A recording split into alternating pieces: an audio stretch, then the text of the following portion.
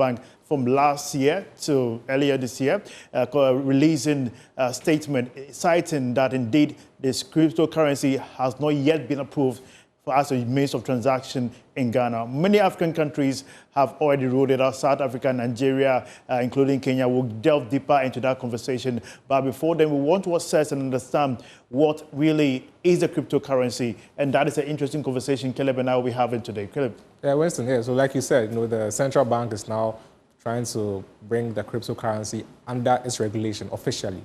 Because, as at this point, there's no official regulation covering the central bank and then it's covering the cryptocurrency space, and all that comes with it. So in September 2025 this year, the central bank is now going to formally take control over the crypto market space in the country. Yeah. And like you said earlier, it started way back in 2021 and 2018. Let's go back to 2018, where the central bank said that cryptocurrency is not being regulated and banks should not partake. I'm sure someone is watching us for the first time is wondering what is cryptocurrency. I've been hearing a lot about it. Cryptocurrency is basically a digital asset that is virtually online if you have internet that you can use. And it's not usually backed by any strong assets such as gold, unlike currency like the Ghana cedi, which is backed by gold and also has a reserve to back that. Cryptocurrency is not like that. It's a virtual asset, and that is something that the central bank made mention when he was making his statement or announcement that by September 2025, we'll get into regulation. It says this will be based on the launch of a virtual service providers law, which is a VSPA, which will enhance the operations of the sector. And this, he said, will be done in collaboration with the Securities and Exchange Commission, who will be key in ensuring the sector is well managed. Many players in the industry have suggested that already there are laws under the Securities and Exchange Commission that regularize these kinds of products, financial products in the market. Yeah. All that needs to be done is get some guidelines to ensure the operations are more enhanced. But we want to, first of all, go and look at the global outlook of the cryptocurrency, what it says, basically how interesting it has been over the years. So, Caleb, take us through. So as of today, and from Forbes, the current cryptocurrency market cap is $3.04 trillion. That's a lot of money. Yeah. So all the cryptocurrencies around, they have the Bitcoin, Ethereum, and all the others. If you add their value together, that's $3.04 trillion today.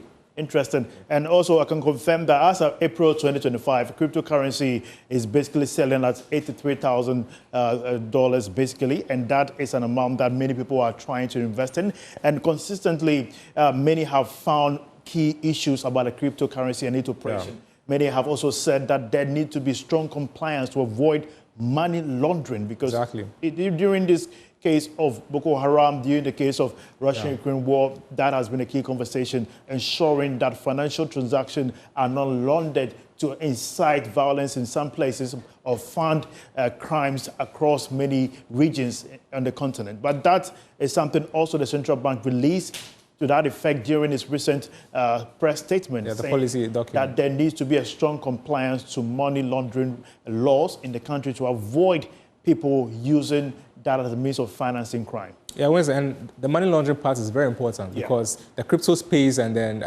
the blockchain technology is being utilized by some of these terrorist finance groups to carry out their activities. So if you have a space like the cryptocurrency space that is not regulated, you need to regulate it. Because you remember sometime in 2018, the Financial Action Task Force graylisted Ghana because our money laundering rules were kind of lax.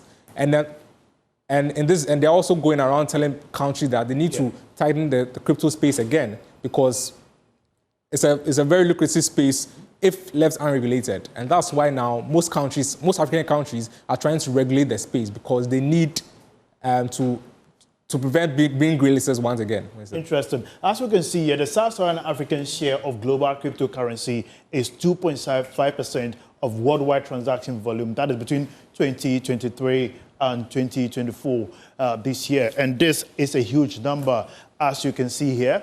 And we try as much as possible to understand what the sector has been viably So far, South Africa has also tried so much to bring regulations to the crypto market, and that has made it quite interesting because many understand that keeping their whole currency to check inflation, to ensure there isn't much manipulation in terms of currency stability and forex trading, there is a need to bring other instruments. Because of the global nature of cryptocurrency and many people trying to see it as a means of value, to save value as against inflation or let's say depreciation that happens to their bearer currency. For instance, Nigeria, you've seen how the Naira has not been performing for quite some years now. There also has been cases where the Central Bank of Nigeria has pegged its currency at a particular exchange rate that somehow devalues the Naira. And they have consistently been releasing statements trying to control the crypto market. However, people saw it that no, in order to maintain the value of their investment, they have to engage in the cryptocurrency because crypto is stable. More stable although compared it's to traded globally, subject to global volatility. However, it still remains a very affordable option for the Nigerian market. Until recently, when the Central Bank of Nigeria decided to say, now we accept our fate, let's go and regulate this market, or else it will be out of control. Yeah, it was like you rightly said, Nigeria was in a crisis. In 2015, when the price of crude oil on the markets plummeted, and their main source of forex is crude oil.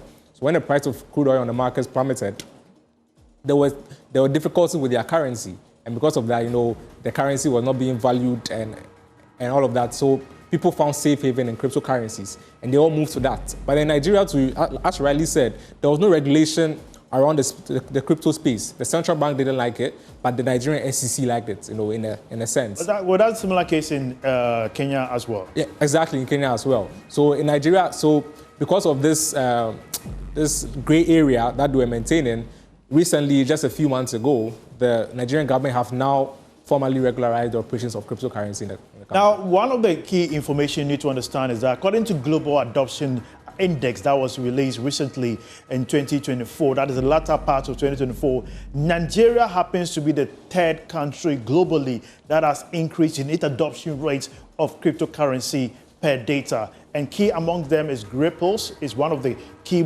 blockchain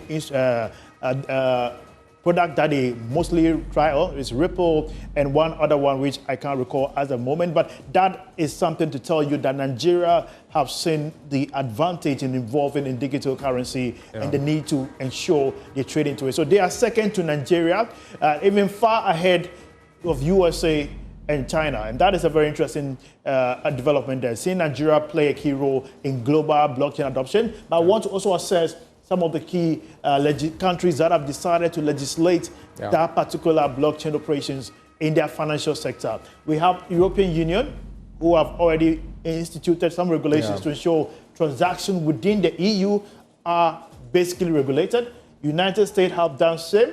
Canada, Singapore, which I'm not surprised, with Nigeria who recently adopted. South Africa I was reading their recent reports and regulation, and it tells you that they've really structured the sector, even though there are some minimal challenges as in the securitization of the blockchain instrument. Unlike the banking sector, when investments, sometimes investors lose their deposit, there is assurance that the central bank will step in to ensure they are paid back. For this case, it doesn't happen so. Therefore, there's the need to ensure protection for investors who decide to go into the sector, and that is a key challenge going forward. Yeah, Winston, and like you said, so some countries decided to go a step further. Instead of just regularizing the system, they made it their legal tender. Interesting. And so far, there's only 2 countries in the history of the world who have decided to make cryptocurrency, or specifically Bitcoin, their legal tender, and that's El Salvador and the Central African Republic. But it's interesting because the Central African Republic, after they rolled it out, less than a year later, they repealed the law, because at that time, I know the IMF is very against making a cryptocurrency your legal tender. So because they were in crisis and trouble and all of that, we went to the IMF for support. And one of the conditions from the IMF was that they should take Bitcoin out as a legal tender, which they did. But in El Salvador, they are currently under an IMF program. And the IMF is also attacking them to take it down as a legal tender. But they are standing their grounds, even though they've made some concessions here and there. Right now, in El Salvador, even though it's a legal tender, it's not required for the private sector. but the public sector still engages in cryptocurrency using Bitcoin. So that's one key question that will be popping up consistently before even the launch and the official adoption in Ghana basically is whether we have the infrastructure to make sure to monitor the operations of cryptocurrency. We can use this as a test case, fintech operations in Ghana. When the first case of mobile money transaction began, the banks felt threatened. And there was apathy between the banks and the Momo transaction process because they were like, no, we have the traditional system. What is this new innovation come to do? Until they realized that many people became more financially inclusive in the whole Momo trade and business. And that somehow took time for the banks to catch up, and therefore we saw a synchronization. There has been caused by some industry players for a well-robust financial sector and not to have a standalone policy to ensure regulation. We should have a synchronized policy. Because if you realize, if you look at the banking sector specifically, there are divisive policy structures that are standalone, some from the Security and Exchange Commission sector, some basically from the financial sector, some basically from the Momo transaction, but there is the need to ensure this is simplified. Already the cryptocurrency sector is a bit complex. There should be simplification to ensure people know what they are investing in and not just say it is a currency, it is the hype, the speculations, and many people jump on it and end up losing their asset and revenue. And that is a good call. We're hoping, just as you made mention, the IMF has its call, but what are we also doing? If we are still under the IMF by September 2025, what will be the demand from us? And well, I think that, from the IMF's perspective, they want the space to be regularized, but they are strongly against making it your legal tender. So because of the money laundering and all the problems in that space, they want you to regularize the space. So it's always better to regularize it than to go all in and say I'm making it your legal tender. And like you rightly said, there needs to be interoperability. Like the more money you spoke about, because now it's simple to transfer money from your Momo wallet to your bank to Momo. There's that kind of seamless transactions, and that should be looked at if we are talking about regularizing the crypto space. And as far back as 2023, the SEC, the Securities and Exchange Commission, said they were building their systems, building their human resource to be able to tackle and to be able to control the space, the cryptocurrency space. So this has been in the works for a long time. And as far back as 2018, the Bank of Ghana has been raising alarms about it and letting people know they are working on a policy. And it's time now. And even the NDC manifesto, they mentioned that they are going to roll out a legislation for the cryptocurrency space. So that's very interesting. There are some school of thought that says possibly this may affect FDIs in a way, specifically because of the cheaper cost in financial transaction. If we are to stand alone on a cryptocurrency, people can now send the monies to our relatives domestically by just sending them in a cryptocurrency form. And that will accelerate or cut down the speed, cut down the various charges, and also probably override the exchange rate challenges that may come as a result. For instance, if the city is depreciating and they're sending you $200,000, you will not feel the impact of it because cryptocurrency, just as you buy it, you can sell it at the same rate because you may have a crypto wallet and you can tell how much you have and how much you intend to give. So it'll be interesting to see how the Bank of Ghana classifies the crypto space, because also once there's regulation coming in, it means that there's going to be taxes. So right now, if you are buying your cryptocurrency, you're buying your Bitcoins or what have you, you're going to pay a tax. And also, some countries view cryptocurrency as an asset. So if, say, you buy your Bitcoin for 100 cedis, and the time I'm going to sell the Bitcoin, there's now 1,000 cedis. The 900 cedis you've made, would the Bank of Ghana classify that as income and tax that 900 cedis? So it's going to make the space a little bit more interesting because right now everything that is the conversation. Exactly. So that at least people who can understand and appreciate the sector. The world began cryptocurrency. We saw what happened in 2022 when the cryptocurrency market crashed and the people lost huge amount of money. I knew someone who, when it began, I had so much, I'm a billionaire. Your guys, because they trade crypto, you see them buying assets and properties all over the world, and you say, oh yes, you saw a lot of crypto trading schools. They said they are forex traders. They'll show you what to trade. You can become a billionaire in 5 years. All these, people should note, are high risk investments. The number of circulation of cryptocurrency in the market determines the value of that particular currency. Because unlike gold, that is based on trade and demand or supply, this cryptocurrency market is basically based on interest. People can decide that they don't feel like holding on to their wallet and sell it to anyone. And within a minute, people can have huge amount of NFTs. Yeah. And these are non-fungible tokens. And anybody can decide. Even Elon Musk, he also has the same thing. He has one, He has one. So Doge, the Doge coin. They tell you. So all these are something that trigger the cryptocurrency market. Yeah. And it's driven mainly on speculation. Exactly. We need a lot of articles to that effect. We need a lot of information in the market. And that will inform which direction we should go next. But take us through, what is the IMF saying? So the IMF has given out 4 broad frameworks that if a country is looking to regularize the cryptocurrency space, they should follow if they want to. So the first one is to maintain your institutions, which is very important, Winston. This is the most important part, because you have to make sure that your GRA, your tax agency, your financial intelligence center, your IOCO, the money laundering agencies, every specific institution is aligned so that the implementation phase can roll out smoothly. Because since it's going to regularize now, they're going to be paying taxes. GRA needs to know how to deduct the taxes quickly without holding people's money for too long, withholding tax and all of that. IOCO needs to be able to monitor whether this is being used for money laundering. The Bank of Ghana needs to step in to make sure that people are not being swindled and everything is by the book. So the institutions need to maintain credibility at this stage. And that's the main point that the IMF is raising. And followed by that, we have... on the same case of the maintain credible institutions, integrity is very important.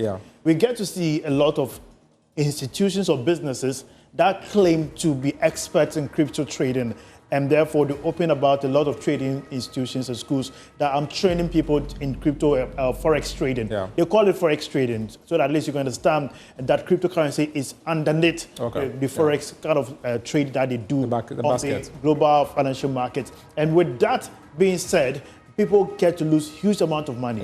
And that is something the central bank must step in. The Bank of Ghana needs to regulate that space. People need to understand the risks involved and also the kind of assets which are acceptable on the crypto market. And so I think moving forward, the Bank of Ghana, as part of this policy, will start licensing these people who claim to teach you how to enter the space and all of that. You have to be licensed before you can step into the space, because it's all regularized now.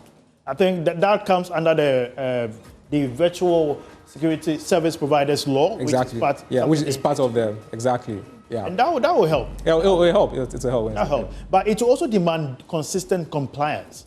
From a regulatory point of view.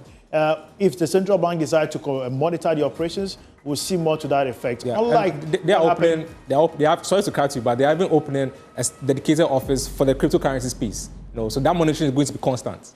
Are you sure that's going to happen? Because there's a case of where we have the fintech, there are still challenges in terms of monitoring. And let's hope it gets to that point. Let's hope it gets to that point. Verse 2.2 says what? So the second point is that, and this is very clear, do not grant crypto assets legal tender status. And like we've seen in the 2 countries before, the El Salvador and the Central African Republic. Central African Republic had to backtrack because they had their problems, they had to go to the IMF, and then the IMF told them that no, they have to take this out. And not even from the IMF alone, but then from that block. Their currency is the safer. So the whole block has a central bank, and that central bank did not like that Bitcoin was made as a legal tender in one of the countries. So all of that has to step in.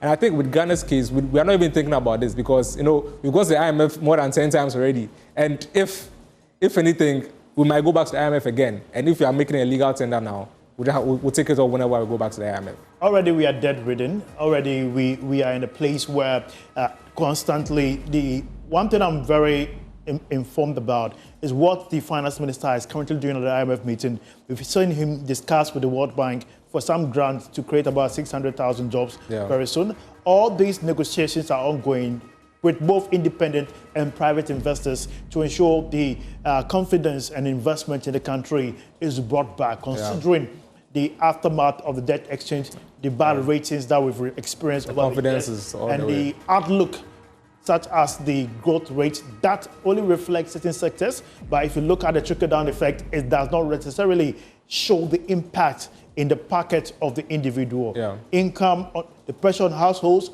we've seen utilities, and all these factors tells you the outlook of the economy in last 2024, but going into 2025, there is a lot of work to be done. Yeah. Budget was presented.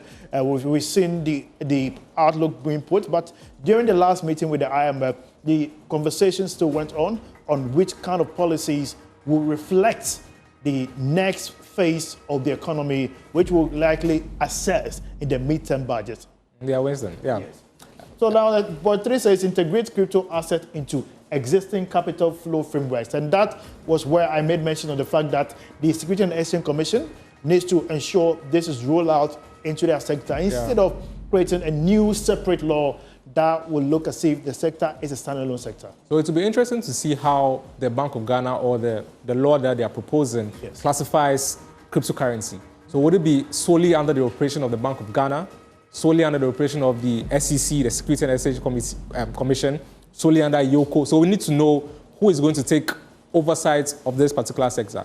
Or if it's going to be shared, how is the relationship going to be going to ensure seamless and ensure compliance.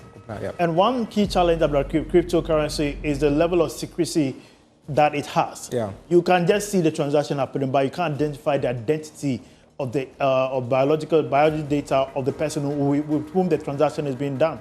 You just know the money is moving. You can see the movement of money, but that particular discretion is what gives it a very dangerous outlook, especially that requires a serious monitoring for money laundering cases that they were trying to ensure there's strict compliance on that sector. Yeah, but also on that point, as part of the regulation, it's going to come with KYCs. So everybody who's going to enter the crypto space, get a wallet, will need to do your KYC, know your customer. You know, that's where you put your Ghana card details, your full name, your occupation, everything about you. So they'll be able to track who is making payments, when and where to, and all of that. So it's going to open up the space a little bit more and prevent the money laundering that we were talking about earlier. But it will also be very interesting in how global trading will be done, because now that Ghana is getting connected to the global digital asset, we are off certain global payment platforms such as PayPal. We are hoping that it will return back, because PayPal was quite helpful then. Convenience. Convenience. You can just buy any product across the world basically by that. And now we have to use Visa somehow. But with that being said, I think that is also something that the central bank will have to look forward to. But we'll break that particular aspect consistently. The last one says define and enforce clear tax treatment of crypto asset, and that is the final one we're using to wrap up. I think I touched on this a bit earlier. Exactly. You know, GRA will need to know how they are treating the income and the assets from the cryptocurrency space, whether capital gains tax, VAT, income tax. You know, it needs to be clearly spelled out for the GRA. Amazing, and this is what we will bring to you today here on Beyond the Numbers. We'll be following up based on various research and propositions, and in terms of strategy, how the central bank intends to roll out the cryptocurrency regulation. It's a very wide area. We can't exhaust the conversation today, and we'll certainly build it out from here henceforth. And today I did the show with my very good analyst and the one and only Caleb. Kofi-Addo, hello. It's still on the beach. Still on the beach. All right, we'll see you same time next week on Wednesday, certainly 2 p.m. And we'll bring you more analysis here. Thanks for watching. Have a good business weekend. Bye-bye.